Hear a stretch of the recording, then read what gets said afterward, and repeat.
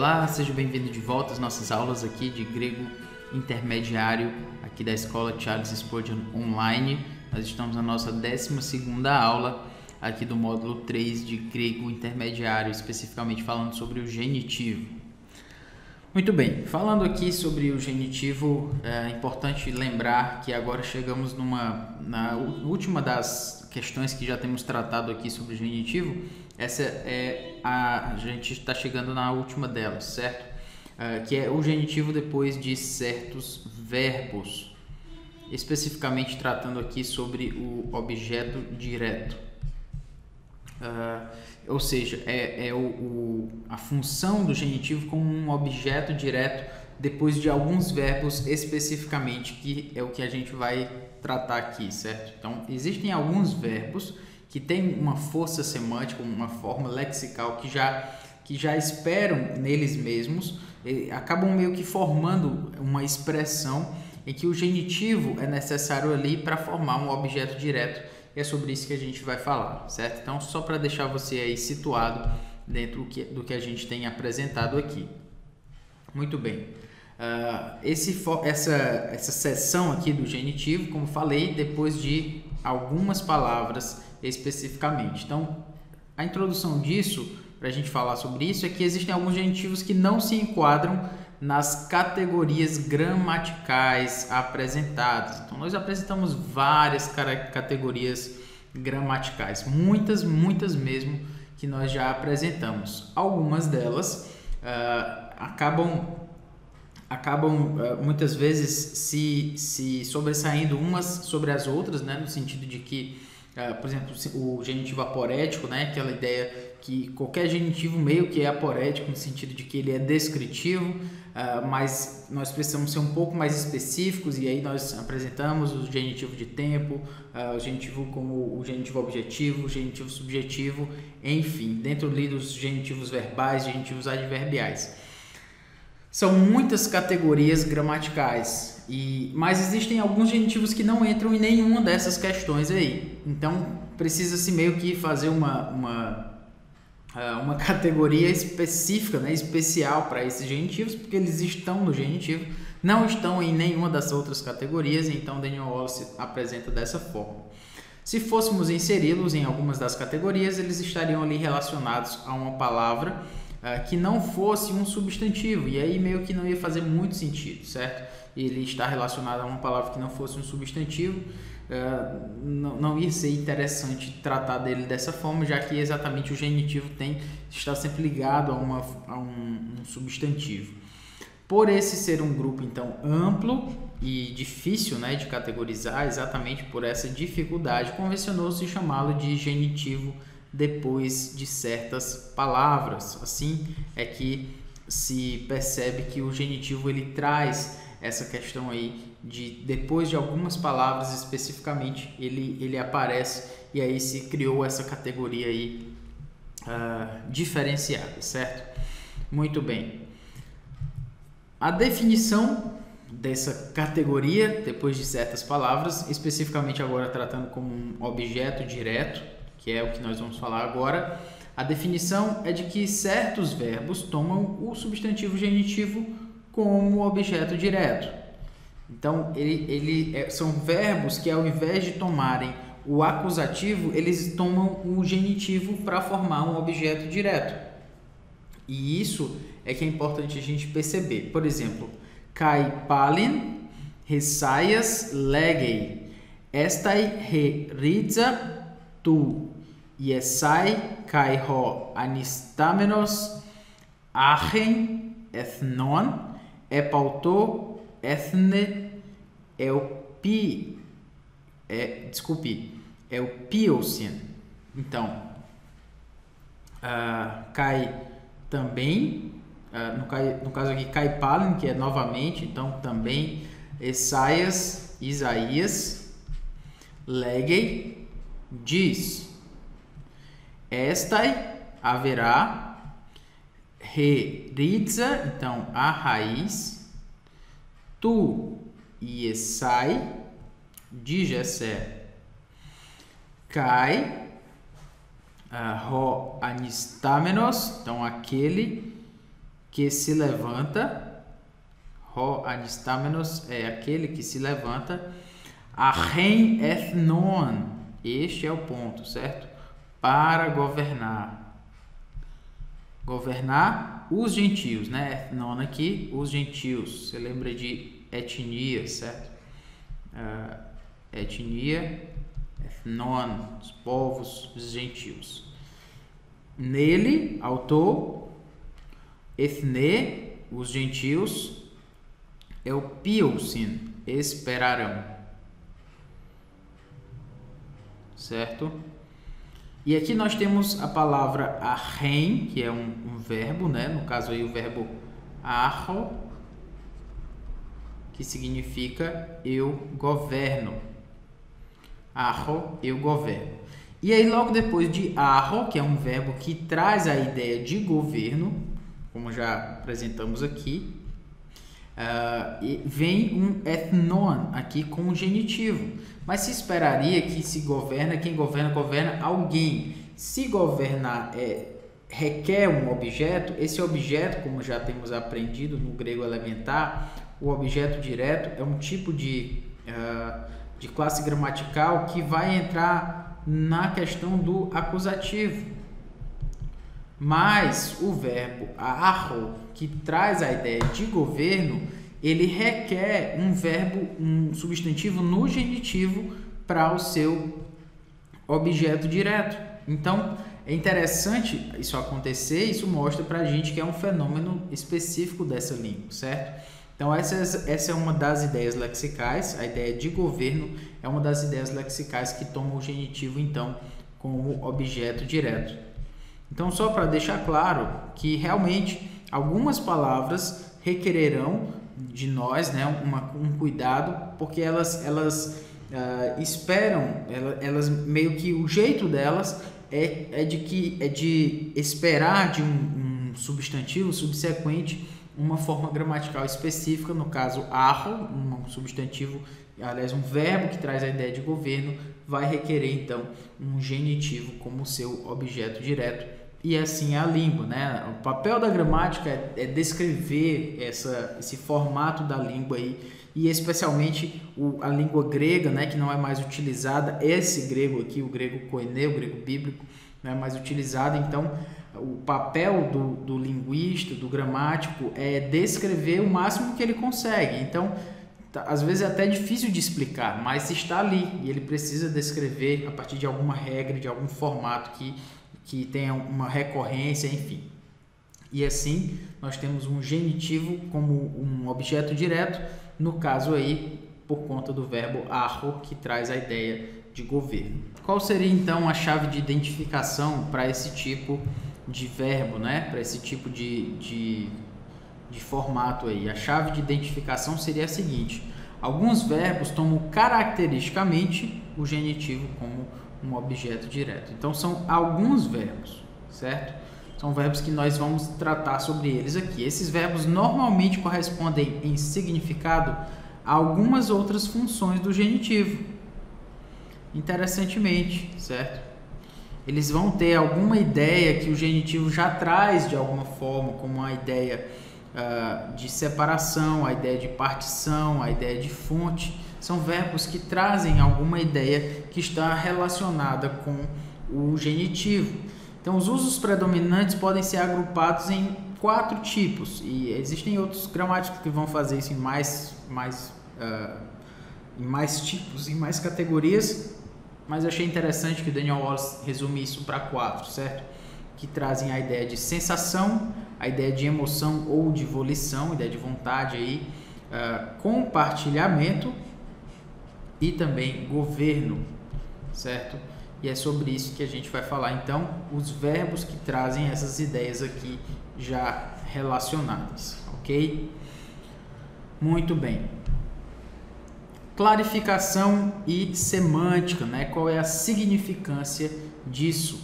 Vamos trabalhar a partir disso então.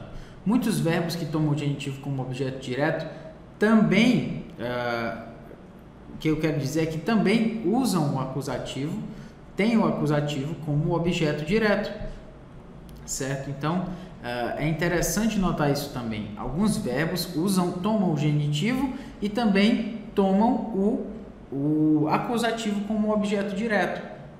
E aí você poderia pensar que não, ele usa só o genitivo como objeto direto, então o acusativo não é usado. Mas quando os dois são usados exatamente para objeto direto, então o que o Daniel Wallace vai mostrar é que quando um autor faz uma escolha por um desses casos como seu objeto direto, o caso que ele escolhe em que se expressar pode ser então significante, e realmente é significante. Não é só porque ele escolheu entre os dois, é porque havia uma possibilidade de ele escolher, por exemplo, um acusativo e ele escolheu o genitivo, e em outros momentos ele escolheu o acusativo para objeto direto. Então tem uma força semântica aí que a gente precisa avaliar e analisar dentro da nossa interpretação, dentro da nossa exegese. Então perceba que os casos eles têm um papel muito importante dentro da análise do Novo Testamento.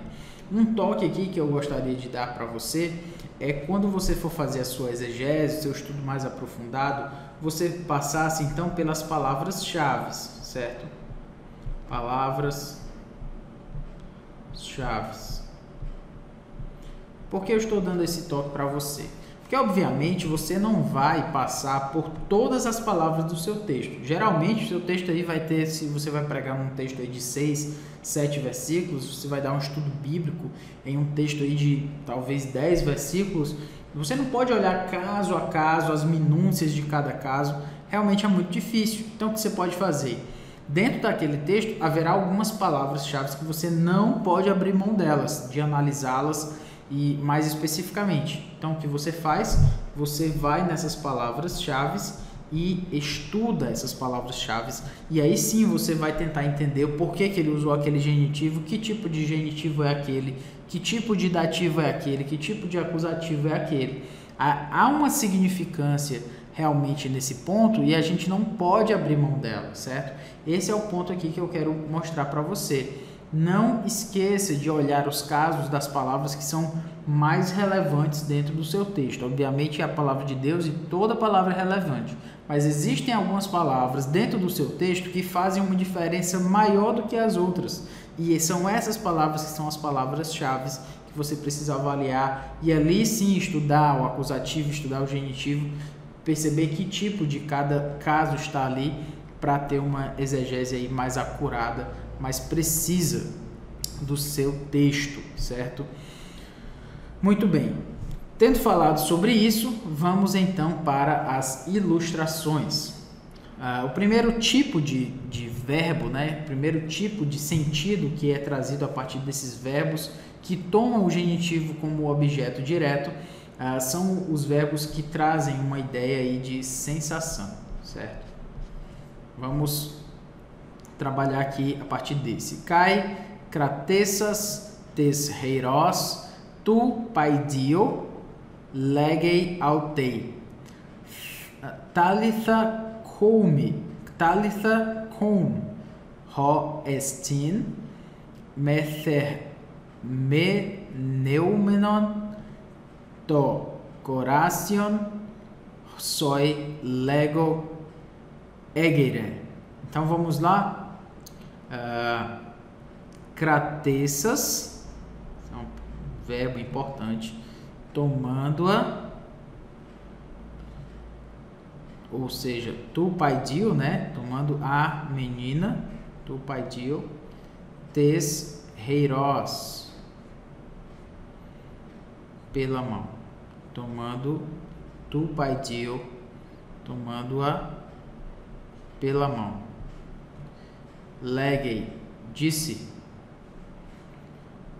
Talitha cum, hoestin, ou seja, que quer dizer mether meneusomenon, ou seja, que quer dizer eu te mando, to coration egere, certo? Levanta-te. Então eu te mando aqui, menina, né? Para ela disse, né? Então É mais ou menos isso que ele falou aqui.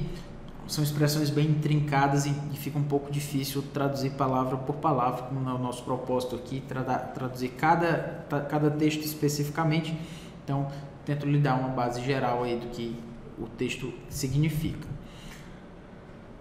Muito bem. Cratessas, tomando-a, aqui o verbo, e aqui o objeto direto em português, a, mas aqui nós temos tes heiros, tomando a menina, tu paidio, né? A criança, tomando a criança. Então, aqui nós temos um verbo que tem a ver com sentido, com toque, né? Jesus tomou a menina pela mão, mas é um toque suave aí. Jesus tomou aquela menina, chamou-a e mandou que ela se levantasse e ela foi então ressurreta, né? Então, o ponto aí é mostrar que esse verbo de sensação, de toque, de abraço, mais ou menos essa ideia de tomar alguém e levantar essa pessoa, enfim, é um verbo que tem a ver com sensação. E nisso, Daniel Wallace nos faz lembrar então que é um verbo que toma o genitivo como um objeto direto, certo? Muito bem. Veja aqui esse texto que diz Rode eipen autois, tis estai ex hymon anthropos hos hexei, probaton hen kai ean, empesei, tuto tois sabasin eis bothinon, urri cratesei auto kai egerei. O que eu quero chamar a sua atenção aqui, para a gente não passar por todo esse texto, eu quero chamar a sua atenção aqui para não fará todo o esforço tirando-o dali. Então, qual dentre vós será o homem que tendo uma ovelha, né, probaton, ovelha, cai en pesei tuto tois sabasin, ou seja, num sábado, cai numa cova, esbothinon, aí o ponto é, né? Aqui, cratesei auto. Ele não tomará, ele não segurará, não tomará essa ovelha, né? Esse é o ponto aí. E aí nós temos esse tomar, fazendo todo o esforço, né? O verbo cratessas aqui que a gente já colocou, no caso aqui cratesei, mas enfim, a mesma raiz, e o autor aqui está no acusativo. Então, o que Daniel Wallace nos faz perceber é que aqui com o acusativo, o krateo, que é o verbo, né, onde vem cratessas, indica tomar completamente, abraçar completamente. Então, se nós temos tomar completamente, abraçar completamente, então nós temos, portanto, uma diferença aí. Quando se é falado de Jesus com o genitivo, seria um tomar de uma forma mais suave. E aqui se fala de uma forma mais completa, quase como uma forma ali, não tão suave assim, mas com uma ênfase no todo aí de como se toma, né? Então, há uma diferença aí que nós podemos perceber também. E ela é notada de uma forma até mais forte aqui, certo? Quando diz, saindo, porém, aquele servo encontrou um dos seus conservos que lhe devia 100 denários e, agarrando, sufocava, dizendo, paga-me o que me deves.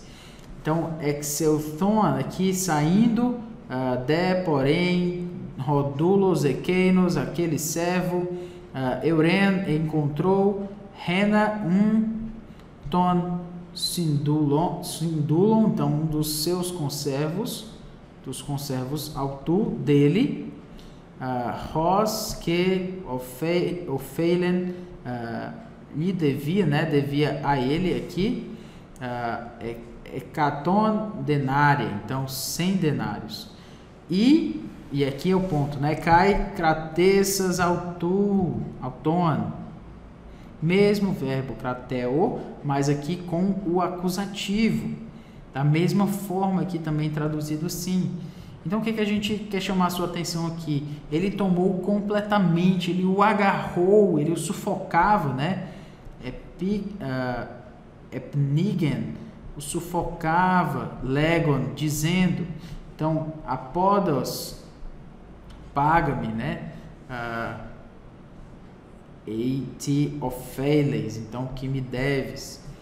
E aí o ponto aqui que eu quero chamar a sua atenção é a diferença entre o acusativo e o nosso genitivo aqui, né? Ó.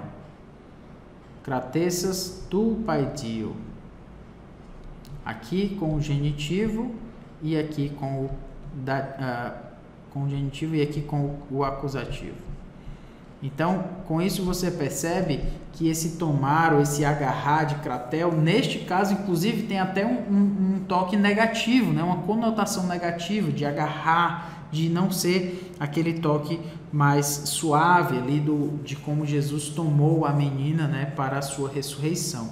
Então, vale a pena dar uma olhada e perceber essa diferença entre o genitivo e o acusativo para o verbo kratel, certo? Então, como nós falamos, se o acusativo é utilizado e o genitivo também é utilizado para um objeto direto, então deve ter alguma razão para o autor ter escolhido esse verbo e não ter escolhido um caso em detrimento do outro. Neste caso aqui, nós estamos vendo que o fato de alguém escolher o acusativo faz sim a diferença, né? Faz sim a diferença aí para a forma como ele será significado na frase. Então, uma outra frase aqui, então, aproximando-se, tomou-a pela mão e a febre a deixou, passando ela a servi-los.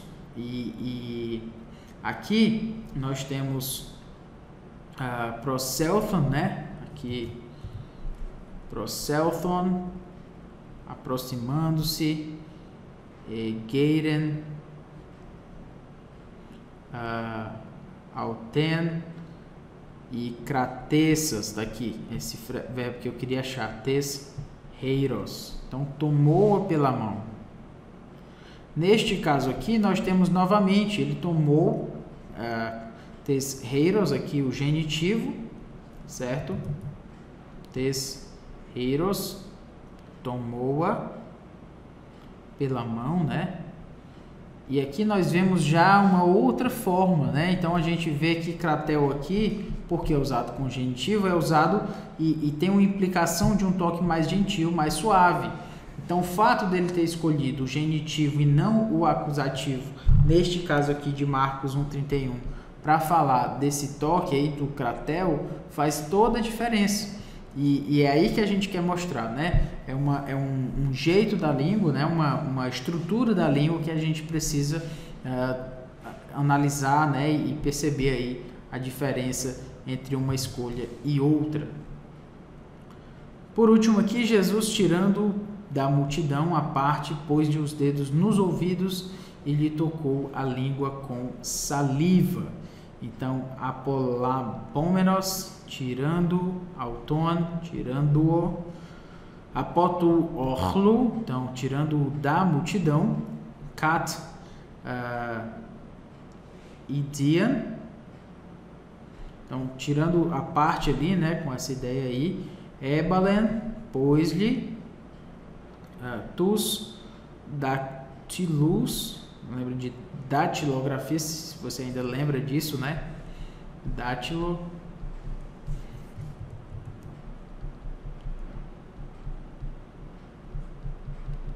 A ideia aqui de dedos, né? Então, os dedos dele, os dedos nos ouvidos, na verdade, né? Eis, tá, ota, então, aqui, lembra de otorrino, né? Ota aqui, ouvido, e lhe tocou a língua, cai dele, né? Cai, tissas, epsato, e aqui nós temos tes glossa, então tocou a língua. Tissas aqui no caso com saliva, né? Mas enfim, tocou a língua. ipsatotes, glossas. E aqui no caso, para nos fazer lembrar que esse aptomai, esse tocar, um toque suave, leve, ele tem a ver então com esse genitivo como objeto direto, justamente trazendo essa ideia de um toque suave, de um toque sutil, apresentado aí na frase, certo? Então é importante você notar essas diferenças, essas diferentes nuances aí de significado a partir disso aí que a gente já tem apresentado, ok? Então, que Deus nos abençoe, até a próxima aula, quando vamos continuar aí falando sobre o genitivo depois de certas palavras, especificamente aqui depois de certos verbos, ok? Então, que Deus nos abençoe, até a próxima aula.